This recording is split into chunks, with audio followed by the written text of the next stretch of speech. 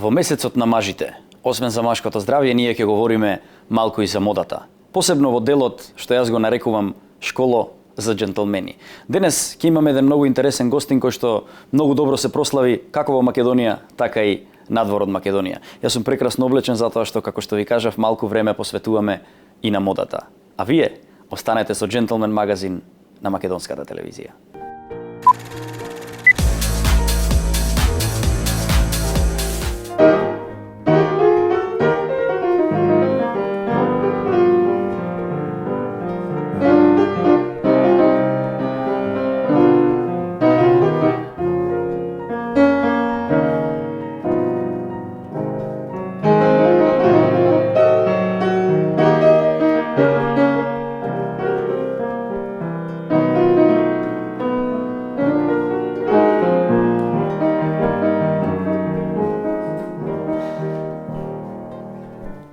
Добре дојде, Жаре. Добро те најдов, Иване, баш ми е мило. Конечно, после толку долги договарања успеавме да се најдеме и тоа во еден специјален простор за тебе и многу интересен простор и за мене, каде што ќе го испиеме ова утринско кафе заедно, нели? Со гостите обично пиеме еспресо, но за твоја љубов ќе се напиеме едно домашно македонско кафе, што би се рекло. Супер. И навистина ми е мило што ме покани еве и што ми го отсвири ова прекрасно дело. Ви беше чест. Фала ти, честа е моја, веруј ми. Како си?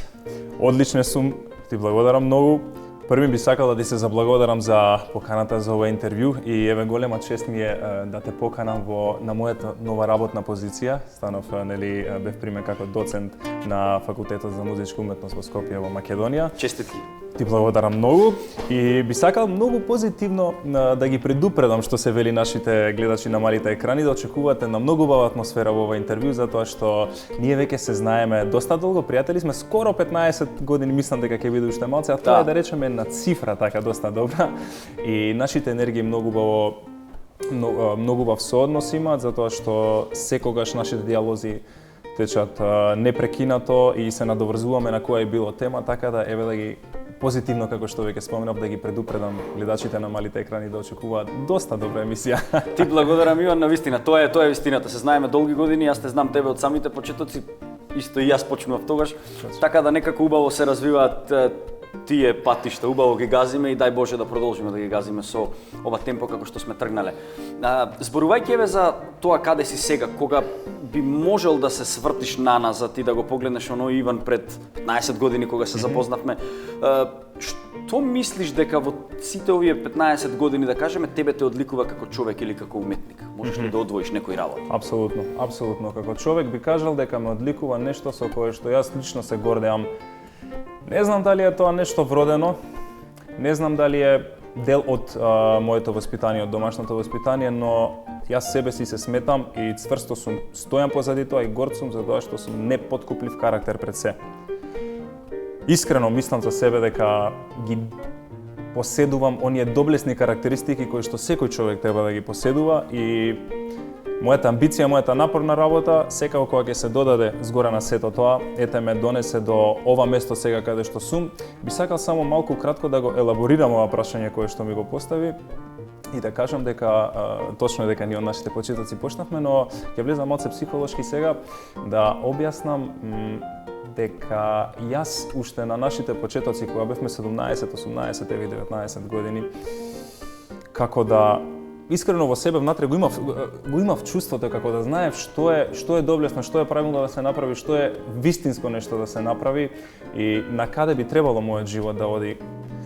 Но требаше да поминам еден доста добар, да се изразам, духовен и физички аджилак низ Европа, еве посебно на она германско говорно подрачје во кое што ги поминав последните 9 години и со кое што се уште соработувам, еве со Виена поточно, со еден од европските културни центри и воопшто светски центри.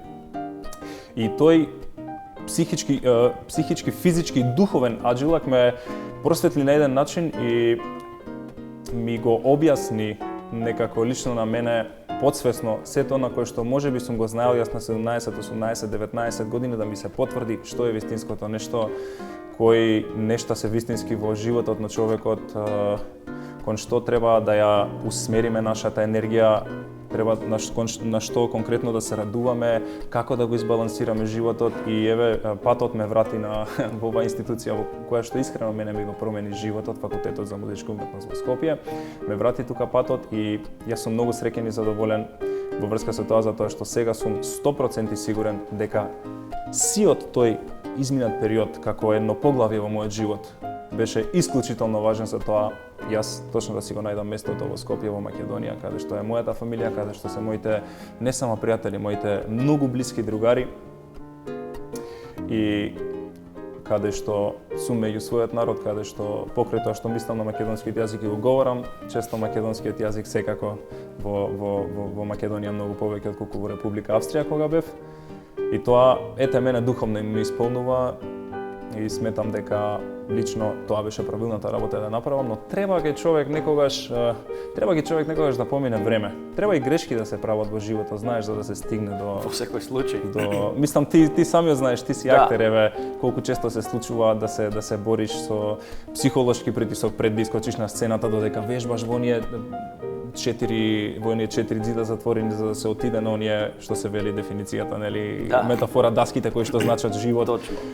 Каков едноставно притисок е тоа, исто јас го разбирам тоа потполно и треба да се случат одредени работи во животот, патишта, треба животот да донесе на едни патишта поради кои што ќе се разоткриеме себе си за да бидеме 100% уверени во она што го правиме, во нашите животни одлуки кои што ги правиме, за да нема кајање, да се кажеме на еден начин. И тука сум сега и исклучително сум среќен. Честитки за тоа еве официјално пред камери, затоа што јас како кажувам, нема поблагородна професија од професорувањето, од професорлукот, затоа што многу е џентлменски ти тоа што го знаеш да им го пренесеш на другите и да знаеш како тоа да го правиш, нели? Не можам да не забележам дека си навистина успешен за твоите 32 години. Што представува успехот за тебе и како го трасираше патот до сега? Што е она што тебе те мотивираше да продолжиш напред, да ги освојуваш сите тие врвови, сите тие планини? Кога би кажал животот би бил многу повеќе филозофски настроен. Амбицијата би рекол, амбицијата, средината од која што доаѓам и судбината. Знам дека и ова сепак звучи малку филозофски, но сепак личната, па да речам, дарба која што ја поседував во областа на музиката ми помогна и ме натера да се борам повеќе во животот, да разпознавам различни култури, да научам странски јазици, да општам, да мислам и да говорам на тие странски јазици. И сето тоа едноставно ми беше од секогаш интерес, историјата, културата на народите ми била интерес, музиката ми била интерес, исто така музиката е длабоко поврзана со историјата и со културата во Европа, генерално да речеме класичната музика. Кога говорам на музиката, мислам на класичната музика. И ете таа амбиција за да успеам да зграбчам нешто, да му покажам на светот кој сум, што сум, за што живеам, мојата енергија, мојот глас, мојата боја на глас, мојата музикалност, она што јас го мислам, она што јас го имам пред себе замислено како некоја импресионистичка слика, пејсаж од Жан-Клод Моне. Сакам да го доловам на луѓето, кога имам и чувствувам, моето битие чувствува потреба, односно да се искаже на тој начин, кога сум на сцената. Кога пеам како е да си заљубен, кога пеам како е да си тажен, како е да си фрустриран, како е да си гневен, како е да си разочаран. Сакам истото сите луѓе од прв до последен ред во онаа сала во која што настапувам да го почувствуваат тоа. Да им ја пренесам таа емоција. Да. Тука јас 100% верувам дека ти ова истото го поседуваш во себе и го имаш актерите дури повеќе, како се нашаливме преска. Да. Пеачите, актерите знаат да пеат, но пеачите имаат моце. Добро, не сите и ваму и таму знаат. Дури проблем со глумата. Тоа е малце така. Тоа е интересна тема што малку ќе ја начнам, а ќе си ја продолжиме ние приватно, тоа околу битието и потребата кога си на сцена да го пренесеш тоа на другите, што е талентот, дали сме ние само канализатори на некоја виша сила, голема интелигенција која што поминува преку нас и дали тие условно кажани таленти се само се само нешто што ние го пренесуваме низ нас го канализираме, а доаѓа од некои чудни места каде што ние не знаеме што се. Музите, инспирацијата и сите живееме, точно, муза, инспирација, ние живееме, ние се храниме со тоа во уметноста, во драмата, во музиката. 2 плюс 2 не се 4. 2 плюс 2 може 5 да бидат, може 6 да бидат, може 7 да бидат. Затоа и не сме добри во математика. Дефинитивно. Мора да се нашалам. Иван, ќе те прашам што представува за тебе поимот джентлмен? Многу ме интересира како ти тоа ќе го кажеш. Во ред. Го предпоставував дека ова прашање ќе следи сепак во оваа емисија и треба да следи, мислам дека е веродостојно. Чекај што за тебе представува поимот джентлмен? Повели.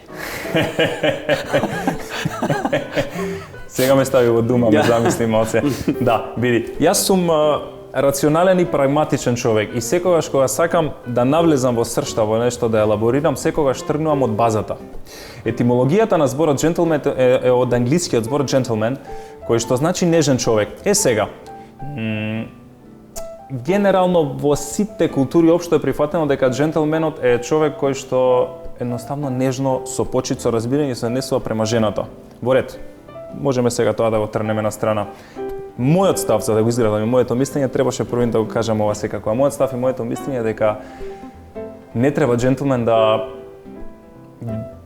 сметаме како еден не треба да го сметаме човекот кој што е само успешен без разлика од во која струка, во која бранша, туку треба да го сметаме човекот кој што има доблесни карактеристики и кој што се однесува исто со почит од луѓе без разлика каков статус или работа кој што го имаат во општеството. Без разлика тоа дали е девојка, дали е жена, дали е постара жена, што велиме, нели, баба, дали е постар маж, дали е помлад маж, без разлика, секогаш треба да си го држи своето ниво.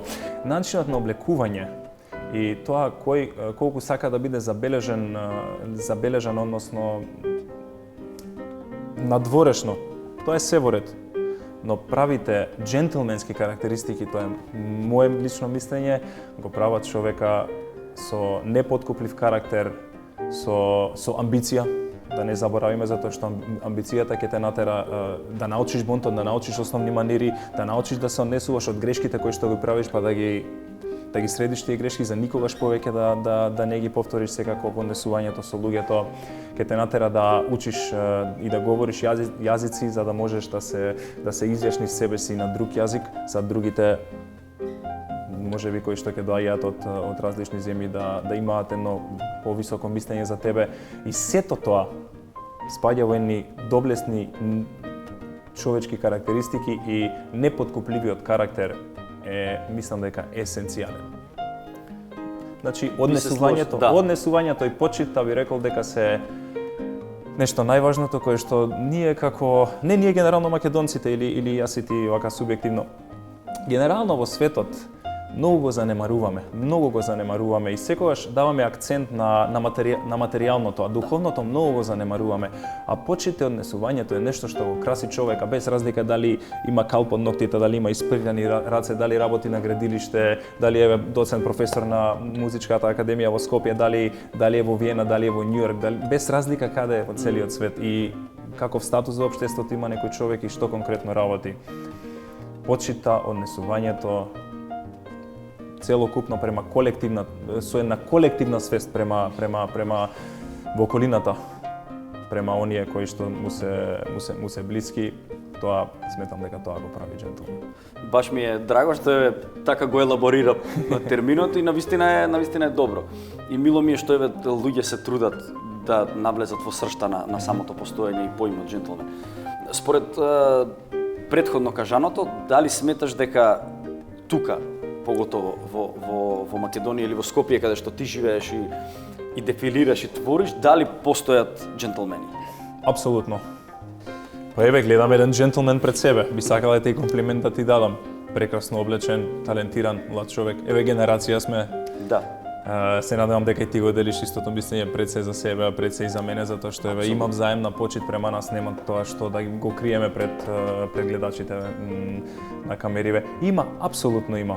Но ќе дадам еден класичен пример, например за бонтони манири во јавен превоз кај нас, например, многу често кога некој треба да искочи, секогаш многу често едноставно нема предноста да излезе од јавниот превоз. Знаеш како се обидуваат луѓето што попрво да влезат.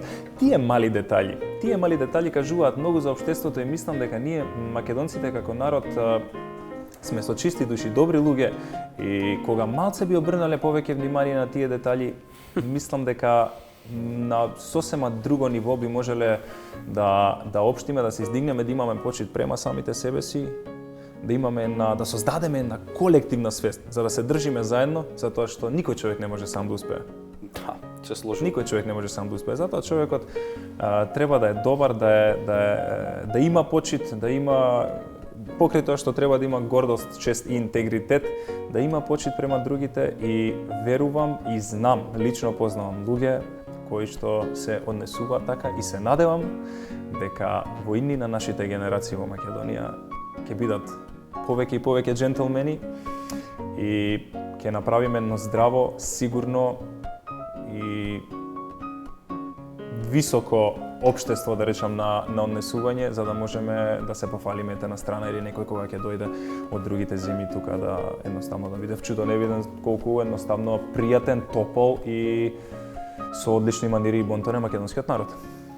Се надевам дека таа мисија ќе успееме да ја направиме, затоа што некако ние сме сега таа генерација која што ги повлекува именно со овој проект што го правиме Gentleman Magazine.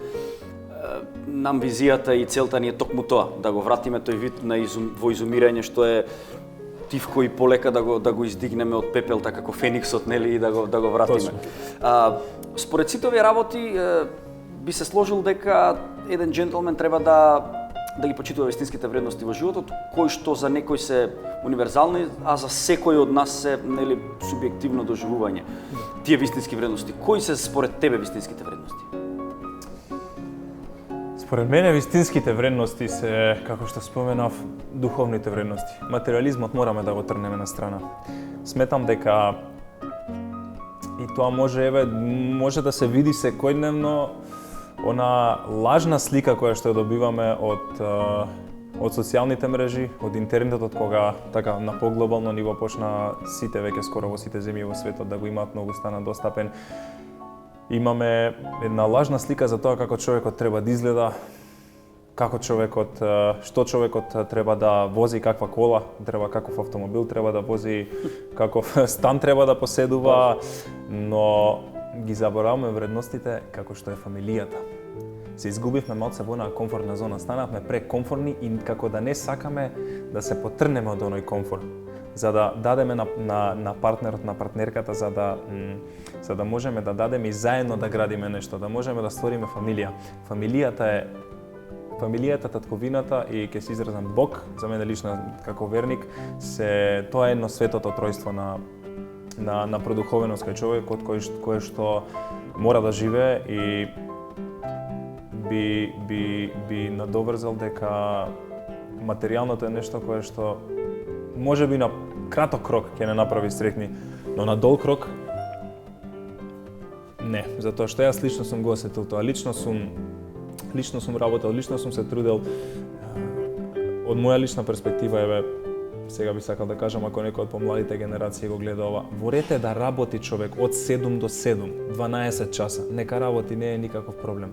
Но секогаш да знае да балансира и да најде време за сопственото јас. Сопственото јас е фамилија, сопственото јас се пријатели, сопственото јас е татковината. Не смееме да ги занемариме тие нешта. Тие нешта нас не хранат. Ние се храниме од тие нешта. Тоа сметам дека е најважното нешто кај секој човек, а материјализмот, како што реков, создава една лажна слика и не тера да работиме, да се повеќе и повеќе луѓе да вложуваат во некои статусни символи како што се автомобили или така нешто, а занемаруваат дека треба можеби малце од таа комфортна зона да се, па да речам, на еден начин да се ослободат од таа комфортна зона и да имаат фамилија, затоа што фамилијата е се. Многу убаво кажано. Кога сме веќе кај фамилијата, дали сметаш дека првите зачетоци да се биде човек, па после да се биде джентлмен, затоа затоа што пред се мора да бидеме луѓе, почнува од дома, од домашното воспитување од родителите. Апсолутно. Фамилијата е нешто кое што не насочува. Фамилијата е нешто кое што не насочува. Мајка, татко, брат, сестра, баба, дедо. И натака сега да не ги редам сите. Да, како трновке до Балдаска ќе стигнеме. Се шалам. Домашното воспитание е есенцијално. И исто така домашното воспитание му овозможува на човек една привилегија да може да отиде во школа и да го има она образование и воспитание кое што ќе го добие таму. Од тоа школа во средна школа, значи од основна школа да има, односно во средна школа. Исто и таму имаме ментори, луѓе, професори, наставници, даскали, кои што не само што треба нас лично да не научат во врска со предметот кој што не го предаваат, туку треба метафорички кажано да не научат играта на животот, односно од вратот нагоре. Тука исто така спаѓаат манирите, бонтонот и однесувањето. Нешто што е лесно да се каже, а тешко е да се направи кај адолесцентите, посебно затоа што и ние сме били адолесценти, знаеме каков бурен период во животот на човек е тоа, но се тргнува од родителите и родителите се есенцијални за воспитувањето. Сега кога би бил тука некој социолог или психолог наместо мене, веројатно би рекол дека без разлика на тоа какви се родителите, детето може да биде вакво такво или без разлика на тоа какво е детето родителите. Да. Реципроцитетно сакам да кажам. И апсолутно се согласувам со тебе дека родителите покрај тоа што ни овозможуваат привилегијата во зависност од тоа каков економски статус и колку економски се мокни нас да не пратат да студираме во странство или да учиме во некое приватно основно школа, во приватно средно школа, сепак најголемата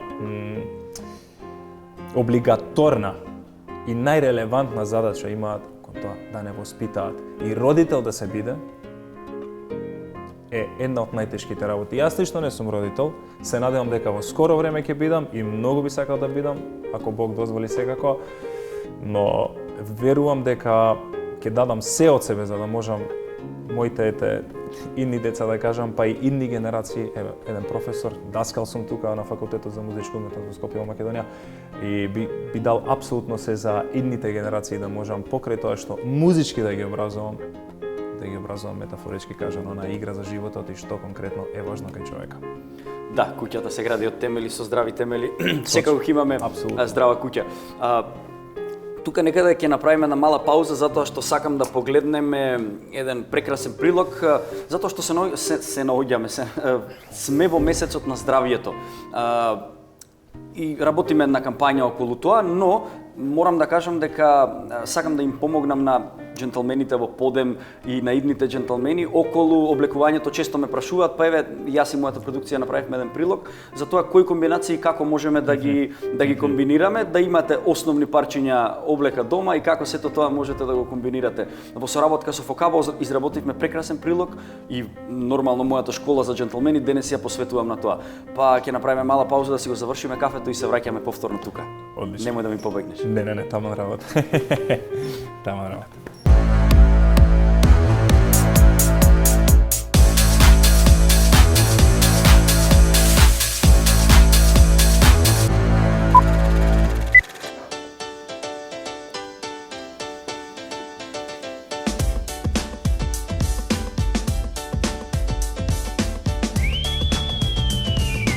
Во денешната емисија, во месецот на машкото здравје, ние ќе зборуваме малку и за модата. Се наоѓам на едно прекрасно место каде што навистина убаво изгледам, убаво ме дотера, а ќе одам да пијам едно необично кафе со еден многу добар гостин кој што дефилира во Македонија, а се прослави и надвор од неа. Постојат 5 видови одела кои што секој маж треба да ги има во својот гардеробер. Секој маж задолжително треба да поседува црно одело. Тоа е според сите правила на голем број модни експерти. Покрај црното се препорачува да имате морнарско сино,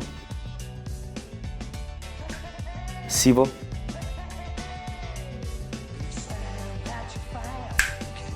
и темно сино или тегет.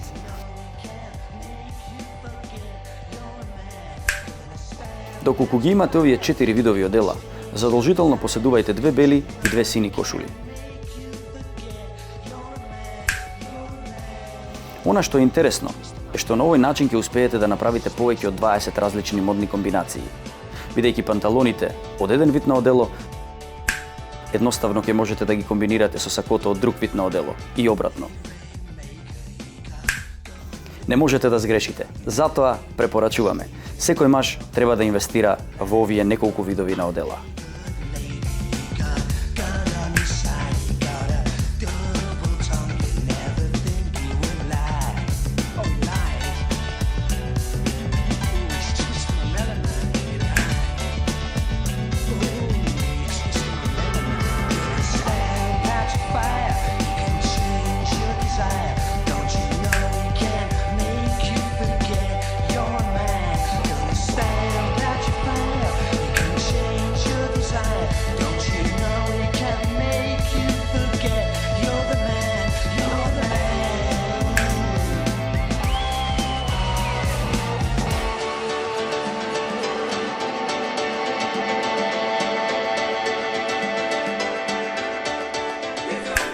Се враќаме повторно тука на истото место. Обично вториот дел од муабетот ја пратиш емисијата. Да, знам. секако. Го правиме на место каде што може да се напиеме по една добра чашка вино, но во интерес на времето и заради твоите обврски, нели, како професор тука, имаш голема одговорност и не можеме да си дозволиме да го направиме тоа. Продолжуваме тука и сега следно што сакам да те прашаме. 9 години си надвор од Македонија, си во Виена. Виена сама по себе, кога ќе се спомне некако на сите во глава, ни се прават слики со луѓе во одела, со дами прекрасни, некако се враќа и времето. Кога би направил една паралела, знам дека е тешко, од една страна, од друга страна е многу лесно да се направи една паралела околу тие џентлмени. Какви се џентлмените во Виена? Дали повеќе внимаваат на својот изглед, дали внимаваат на ситни детали, јас да излезам од метрото па ти да влезеш? Дали даваат предност и како тоа изгледа? Многу интересна, многу добро прашање, многу интересна работа, многу интересно нешто е што таму обично по старите луѓе, по старите генерации многу повеќе пазат на својот изглед, студентите не пазат на својот изглед, многу повеќе пазат по старите генерации, многу повеќе по старите генерации негуваат австриската или културата од германското говорно подрачје. Сега чисто говорам за тоа што јас 3 години поминав во град во Штајарска, Штајамак и 6 години во Виена. И доста имам патувано на Германија, доста време имам поминато таму, исто на Швајцарија, значи генерално за тоа германско говорно подрачје по старите генерации многу често го негуваат тоа. Ако им ги погледнете чевлите на постарите генерации, на мажите посебно, сега претпоставам говориме за машката популација, затоа што за женската популација не би можел толку многу да говорам. И се налути понежната половина. И нивните чевли се како од продавница купени истиот ден. Секогаш се одлично исполирани нивните чевли. Кожата е многу квалитетна, многу добро пазат какви чевли носат. Оделата се секогаш померка. Дали имаат шамивче стаено кое што кореспондира секако и кое што одговара на својот личен изглед, дали имаат кравата ставено, кошулата со сакото, со оделото, без разлика дали се бизнес casual или по отмено облечени, дали се и со смокинг, да речеме со на лептир машна што ја нарекуваме ние, и со кондури кои што се лаковани. Многу пазат на изгледот, посебно кога одат во опера, посебно кога одат на театар, посебно кога се шетаат на некој од тие по-прометни, по-главни улици, кога одат на ручек со фамилијата, кога одат на состанок и на рандеву, да речеме, и така натака. Обично луѓето кои што се над 35-40 години, искрено таму се најдобро облечени и нивното однесување е на многу високо ниво. Сега, тоа е се супер, но многу често они спрема однесувањето ги си земам за дозвола ова да го кажам, знам дека ова не е прашањето, многу често они имаат едно однесување кое што е по-дипломатско. Што сакам да кажам со тоа? Ние кои што доаѓаме од Јужен Балкан тука од ова подрачје, ние сме многу, македонците еве конкретно знам, ние сме многу темпераментни, полни сме со страст, со тој огин. И нашиот баланс према однесувањето е малце, да речам, поекстремен, порадикален. Или кај нас баланс ретко да се сретне. Но одликата на еден џентлмен треба и токму тоа да биде, да има еден баланс, да има едно ниво на дипломатија. Некогаш кога човек ќе сака нешто да каже, можеби е подобро да го премолчи. Да. Некогаш, точно, некогаш кога човек ќе почувствува дека разговорот на масата или во друштвото не му одговара, може да се извини, може да се отиде, нема никаков проблем. Значи стигаме на крај сепак до однесувањето дека е најважното, но главните карактеристики помеѓу мажите во Македонија и на страна се тие дека таму малку постарата популација многу повеќе ги пази тие детали, тие нешта кои што, да речеме, физички го красат човека однадвор, но исто така и со однесувањето однатре. Што е она што нам ни недостасува, што би сакал да го видиш тука, а го има таму? Нешто што може да има многу работи се за вкусови и не се расправа, но ете, што мислиш дека би не подобрило нас како општество, како луѓе, како џентелмени? Да. Тоа е исто така доста интересно прашање. Што би сакал? Па би сакал луѓето повеќе повеќе би сакал луѓето да ги гледам на културни настани. Затоа што културниот настан е естетски настан. Покрај тоа што е еден ритуал, е и естетски настан. И окото се навикнува на естетика, окото се навикнува на убави облеки, затоа што во театар, во опера сите носат обично убави облеки. Окото се навикнува на оној црвен килим, окото се навикнува на актерите кои што глумат сосема друга личност. Се навикнува на сиот тој сјај, да кажам, кој што културата го носи, и тоа многу допринесува за човека, посебно додека се мали. Јас им велам на сите мои пријатели кои што имаат деца кои се веќе во една рана возраст за да ги носиме на опера и во театар, да ги носат што почесто, затоа што многу убаво човек уште од мал да се учи на такви работи. Има една Јохан Волфганг фон Гете, мислам дека го кажал тоа. Вели, ние се раѓаме, но имаме една многу тешка задача, да станеме човек.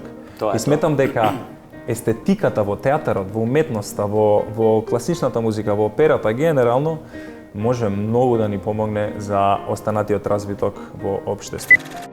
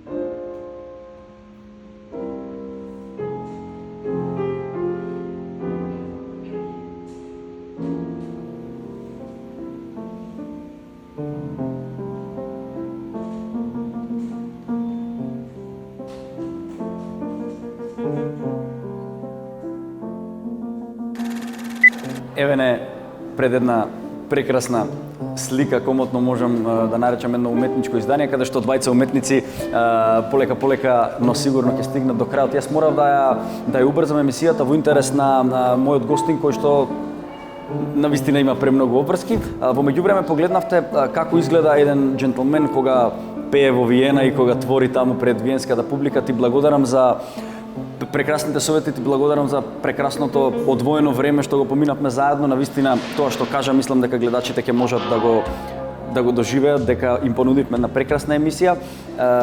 За крај само ќе те прашам каде ти е поубаво кога настапуваш пред домашната публика или таму некаде? Одговорноста е најголема секако кога се настапува дома, затоа што после подолго време поминато во странство, публиката очекува да чуе нешто кое што тука го нема.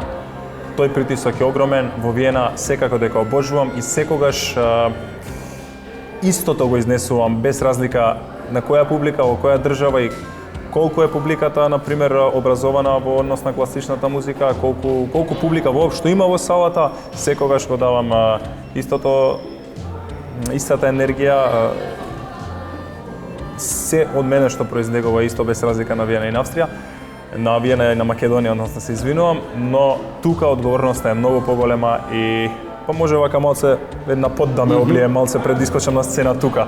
Нешто што не се случува во Виена, но секако тоа е позитивна, да речам, не можам да кажам трема, но позитивно чувство кое што ми дава уште толку залети, толку сила за да бидам што подобар. Продолжи да го правиш тоа што го правиш, се гледаме во наредна прилика. Жарко, ти благодарам многу за емисијата, уживав со тебе. Фала ти. Фала ти на тебе.